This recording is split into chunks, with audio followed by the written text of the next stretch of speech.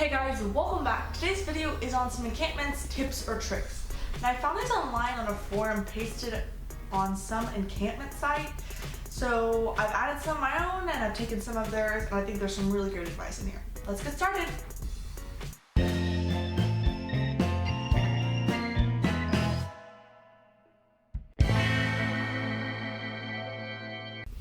Okay, so the first one is bring cough drops. And now not all encampments will let you keep the cough drops, so you're just going to check with your encampment.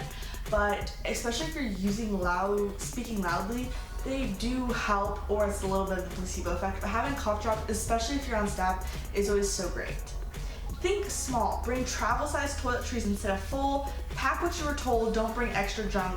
Be concise what you need, because you need to be able to carry everything by yourself. Now once again, like everything on this list, it's going to vary by your encampment. But for most encampments, as soon as you get out of the car, you're gonna have to carry your luggage to wherever you'll be sleeping, which can be far. So make sure you are able to carry everything you have on you, and fairly quickly. That might mean carrying smaller of everything, and don't think, oh, I'm gonna need a huge first aid kit. You don't. You have TAC officers, you have flight staff. I mean, the things that aren't on the packing list, just don't bring. And if they say 2 pairs of pants, don't bring 3, things like that. They're very concise and it makes sense what they tell you to bring, so just bring that. Start packing several days beforehand before you leave, and double check you got everything before you leave home. I think it's great to have a checklist that says the basic things like cap ID, form 161, form 163, form this, food, money, that kind of thing. Make sure you have your covers, do the double check, triple check. I like to print out multiple of the packing sheets so I can make notes on one, then once I get most of that stuff done, like start adding to piles, and think about this stuff several days beforehand, and make sure you're reading it weeks beforehand so that you can buy anything that you don't have. Make sure you take advantage of encampment. Ask the questions and really go in with the attitude and mindset that you want to learn. And always remember that your flight staff is there to help you. They're not there to yell at you, it's a part of the training process. Wear your boots before encampment. Break them in, make sure they fit correctly, and bring extra socks. Now, you can wear wet socks in your boots, and that can help. And if you're doing any sort of like training before encampment, then walk around the day before wearing those boots, or don't buy them the week before, is basically what we're saying. Start hydrating before encampment. Now this is very important because you'll be drinking several liters of water a day. And one thing you'll notice is you'll have really nice skin, and that's because you're so hydrated.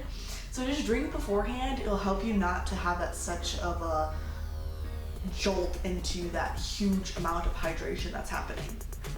Make sure you know how to iron and shine your boots and do your hair. So make sure you know the regulations on all this. Make sure you know how to iron and shine your boots and do all that basic stuff, so when you're getting there, you're not learning. Hospital corners are a great thing to learn before encampment because it's so much easier when you get there. Cut your hair short, and even shorter than you think, because it will grow, and you don't want to have to get in trouble before that. Just the shorter the better. It's just for the week. You're fine. And the same thing with buns. Make sure you know how to wear a bun and how to do all that before encampment. It'll make it so much easier. Learn how to use your diaphragm in advance. Use your command voice. Learn how to yell and not yell. So there is some learning to it, and don't just expect that you can just learn it there.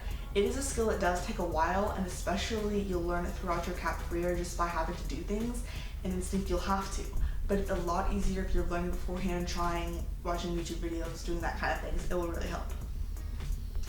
Remember that the staff isn't tough on you because you're a bad cadet. They want you to be the best that you can be and expect a high standard.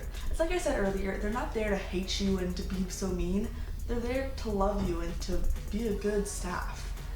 They've gone through everything that you have, so don't worry. They're there for you. Just remember that they're there for you, and everything you do has a purpose, and it helps so much. To save time at encampment and a little bit of embarrassment from learning so much, make sure you know your drill up through Achievement 3, even if you are an airman. And even if you want, you can ask a staff member at your squadron to help you go over that so you can learn a little bit of it before you go, because you really don't want to be learning that kind of stuff at encampment. It just makes it that much harder. Make sure you're always checking on your wingman. If you know they have a medical problem, then you need to look out for it. Not all encampments are big on the wingman battle buddy concept, but make sure you are paying attention to the cadets in your flight. It's not a huge thing, but it's definitely a help for you to know where other people are and what is going on. That way you're not stressed out about little things like that, and just keep an eye out on your other people and they'll do the same for you.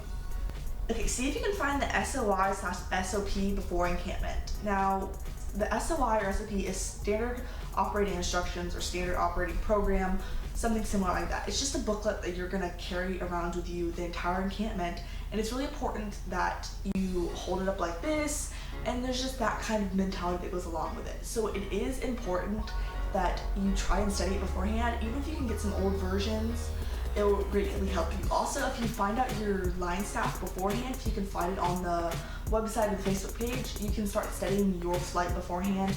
Some encampments will have you contacted before encampment or things like that. So it really can help you to study that beforehand because you'll be tested on that knowledge. Make friends. It's incredibly likely that whoever you're placed with, you'll see throughout. Now, if you're in Texas Wing, CTAPs, wing conferences, wing events will happen. And so it's important that you get to know your staff, the people in your flight, because you'll most likely be seeing them again. And if not, you'll spend a week with them. So make sure that you become friends and don't segregate yourself because of rank, because of age or gender. It really doesn't matter because you're gonna be stuck with them all week. You don't have to see the end. It can get really stressful if you have a longer encampment, like 9 days or something, to think that you have to go through this for so long. Or when you first go through end processing, you're like, what in the world is going on? I don't know anything, and you're just scared. Don't think about, I have to do this for 9 days. Just think, I just have to do this till lunch. I just have to do this till dinner. I just need to do this drill. I just need to go get my hydration. I just need to do PT. And then just add those on. And by the end of the week, you'll know the routine, you'll know how everything goes, and it won't seem so hard or so daunting. And you don't even know anyone there yet, so that's another hard thing, because you're placed in a foreign place with foreign people doing foreign things. By the end, you'll have the friends, you'll understand where everything is, you'll understand what you're doing. Everything's gonna make sense by the end. So just make sure you pay attention to that, and your mindset has so much to do of what you do at encampment. It's crazy. Go learn. Don't go because you need to promote, because you want to win an award, because you want to go to NCOAs. Go because you want to learn. Encampment is such a great learning experience. I mean, if you have questions about CAP, ask people at your squadron, ask people at encampment, write down notes, think about things, talk to other people. It's great because you see people from other squadrons, from other groups, sometimes from other wings. There's so much knowledge around at encampment. Soak it in, learn it. Don't just go with a bad attitude. Go with the mindset of I want to learn. Respect your staff. It's such a big thing, but the staff will notice. If you are always scoffing at them, rolling your eyes, and just being a pain in the butt, they're gonna know. They really will. They want you to succeed, and so you've got to want yourself to succeed. Even if you've heard something bad about them, or your other staff, your other team is complaining, and everyone's just not happy, you've got to be the one that sticks out, because you're the one who can make a difference and even impact your line staff. I know cadets in my flight or who I've taught have really made an impact on me, and I still keep up with, so it's important that you do the same. Know that encampment will be challenging, but in the very end, when you do graduation and PIR and you're about to be done, it's such a sigh of relief, and you're so just happy to be done, so excited with everything you do. And the next day, you're gonna miss all your friends. You're gonna miss all the experiences that you had, and you'll go through all the pictures and you're like, I remember that and I remember that. Encampment's a great experience. It really is. Like I said, don't segregate yourself. Learn what you can before encampment so it'll be easier on you. Don't go for the award. Do your best. It's really your mindset. And I know I've said this in some of my other videos, but there's not like a key to it. It's not just like, oh, you say yes, yes, yes, and you'll be great. It's the individual experience. There's an encampment experience. You seriously will have a great time. I've never been to an encampment or any wing event that I wish I didn't go to. I mean, seeing those people, seeing the friends, once you go to more events, you're going to make the friends, you're gonna make the bonds, you're gonna make it where it's not intimidating, it's something exciting. So I think you'll really enjoy that experience of having an encampment, and it's something great that you can bring back to your squadron, the knowledge you learned and the friends that you made, and it really is a great experience. I highly suggest you go and you enjoy it and that you have a good time.